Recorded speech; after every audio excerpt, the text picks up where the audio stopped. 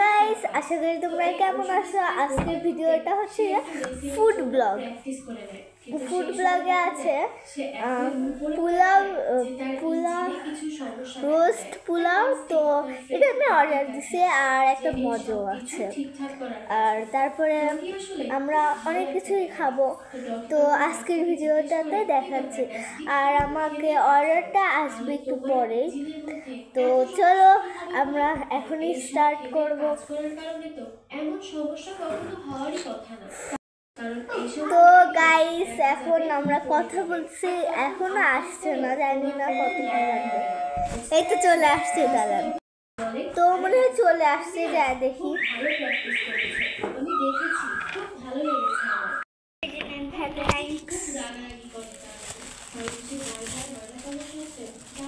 আর ও হ্যাঁ, দাঁড়ান, গেটটা লাগাই দিতে হবে।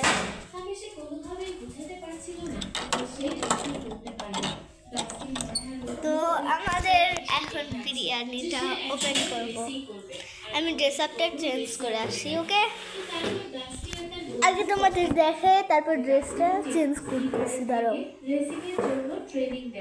ফার্স্টে কথা মতো মজা পাইছি আর একটু ভালো, তারপরে মেইন জিনিস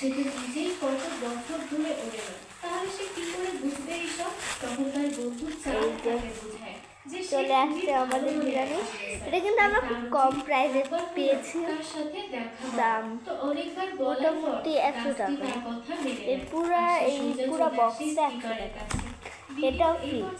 তো আমি ড্রেস আপটা চেঞ্জ করি। তো গাইস, আমি রেডি হয়ে গেছি। আমি তো একা খেতে পারবো না, তার জন্য আমার ভাইকে নিয়ে আসছি। তো এখন আমরা সবাই দুজনা মিলে খাবো। তো আমাদের তো গ্লাস লাগবে, চলো 2টা গ্লাস নিয়ে আসি। এই তো নিয়ে এসছি এখন এই 2টা গ্লাস। আমি আপনাদেরকে দেখাই, এটা আমার ভাই গিফটে পেয়েছে আজকে। গ্লাসটা দেখো, কিউট বা দেখতে অনেক সুন্দর। এটা ওর, আর এই যে এটা আমার গ্লাস। এটা নোসেলা, এটা নোটেলা না, নোসেলার ওই গ্লাসটা, নোসেলার ওই গ্লাসটা। আবার উপরের কাপটা এখন আনিনি, তো এই গ্লাসটা আমার, আমি এখানে রেখে দিলাম। তো আমাদের বিরিয়ানিটা এখন এটাকে আমি খুলতে যাবো, দাঁড়াও খুলে ফেলবো। আমি কিন্তু পারি না, আমি পারি। তো এটা খুলেও ফেলছি। এখন আমার ভাইয়ের কাপে আর আমার কাপে আমি ঢালবো, ভাগাভাগি করবো।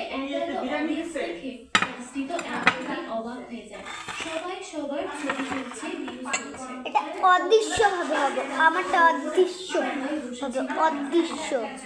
অদৃশ্য দ্বারা অদৃশ্য হয়ে যাবে।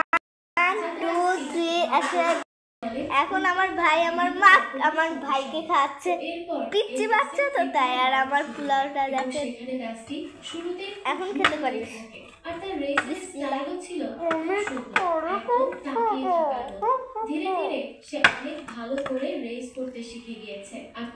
তো দেখো এটা কত কিউট সাইজ। টিভিতে শুধু তাকেই ফোকাস করা হতে থাকে, সবাই তাকে কি কথা বলতে থাকে এবং সে খুব ফেমাসও হয়ে যেতে শুরু করে। আর ডাস্টি এখন আমাদের 3টা কোক নিতে হবে, আমাদের 3 জনা 3টা কোক। আর হলো ও গাইস, আমরা কিন্তু পরশুদিন পিকনিকে যাব, তার জন্য তোমাদেরকেও দেখাবো। ডাস্টিকে টিভিতে দেখে তার বন্ধুরাও খুব গর্ববোধ করতে থাকে, তারা সবাই খুব খুশি হয়। তো এইদিকে ডাস্টির এত সুনাম দেখে জেলাস ফিল করতে, কি দেখাচ্ছ বলো? তার এইগুলো রোজ ভালো লাগে না। আমার ভাই এই রেস জিততেই দিব না, তাকে আমি যে করেই হোক হারিয়ে দিব। আর আমি আমার নিজের একটা ইতিহাস গড়ে তারপরেই যাবো এখান থেকে। এদিকে ডাস্টিকে একজন রিপোর্টার জিজ্ঞেস করে, আপনি কার থেকে এইরকম এত সুন্দর করে ওড়া শিখেছেন? তখন ডাস্টি বলে, তো যদি আমাদের ভিডিওটা ভালো লাগে তাহলে একটা শেয়ার বা লাইক করে দিও। আর আমার সত্যিকারের বন্ধুও বটে। আমি তো সত্যি খুব ভাগ্যবান যে উনার থেকে ট্রেনিং নিতে পেরেছি। তো টিভিতে স্কিপার তার নিজের এত প্রশংসা শুনতে পেরে খুব খুশি হয় আর অনেক প্রাউড ফিল করে ডাস্টির জন্য। গাড়ি যেহেতু গ্লাসটা এখন বেশি ডাস্টি সুন্দর। খুব ফেমাস, তার অনেক ফ্যানও হয়ে যায়। আর এদিকে কার দেখা যায় গ্লাসটা এখন বেশি সবাই সুন্দর মিলে কমেন্টে ডাস্টির মতো জানাবে। করে ছোট ছোট ডল বানাতে থাকে। আর এই ডলগুলো খুব ফেমাস। ও ভাই সবাই চিরাচি করে এই ডল নাই। কিনতে আগ্রহী হয়ে ওঠে। এদিকে ডাস্টি তার বন্ধুদের সাথেই কথা বলছিল, তখনই সেখানে ঈশানী আসে আর সে তাকে বলে দেখতে যাবে? আসলে তারা করতে ইন্ডিয়া এসে পৌঁছেছিল, তাই ঈশানী তাকে এখানকার বিখ্যাত তাজমহল খেতে দেখতে পারতেছি যাবে। না। এরপর ডাস্টি আর ঈশানী উড়ে উড়ে চলে যায় তাজমহল দেখতে। আর সেখানে গিয়ে ঈশানী ডাস্টিকে বলে, আমাদেরকে আগামী রাউন্ডে হিমালয়ের উপর দিয়ে উঠতে হবে, তো তুমি কি কালো নিচ দিয়ে উঠবে? ডাস্টি বলে, হ্যাঁ, আমি তো নিচ দিয়েই ওড়ার ব্যাপারে ভাবছিলাম, কিন্তু এতে তো অনেক রিস্ক আছে। তখন ঈশানী তাকে এরা একটা কিন্তু idea অফার দেয় যে দিচ্ছিল। পাহাড়ের নিচ দিয়ে একটা তাই। রেলওয়ে স্টেশন লাইন গিয়েছে, তাই সে সেটাকে ফলো করতে পারে, তাহলে অনেক দ্রুতই পৌঁছে যেতে পারবে। আর উপর তাই সে ঈশানীকে ধন্যবাদ জানায়। তারপর পরের রাউন্ড শুরু হয়, যেখানে তাদেরকে ইন্ডিয়া থেকে নেপাল যেতে হবে। যদিও সেই রাস্তাটা ছোট ছিল, কিন্তু তাদেরকে এখানে উঁচু উঁচু পাহাড় অতিক্রম করতে হতো। তো ডাস্টি তখন ঈশানীর আইডিয়া মতো এত পাহাড়ের মোটা আমি উপর দিয়ে খেতে পারছি দৌড়ে না। আমি ট্রেন কিন্তু লাইনকে বিচিটা follow আমার করতে থাকে। একবার দৌড়তে সে No, no, no, no. সেখানে একটা টানেল চলে এসেছে। No, no. এখন সে আরে দাঁড়াও তো। যেতে পারবে না, কারণ সেখানে প্রচুর বাতাস ছিল। তাই সে ঠিক করে সে এই টানেল দিয়েই যাওয়া শুরু করবে।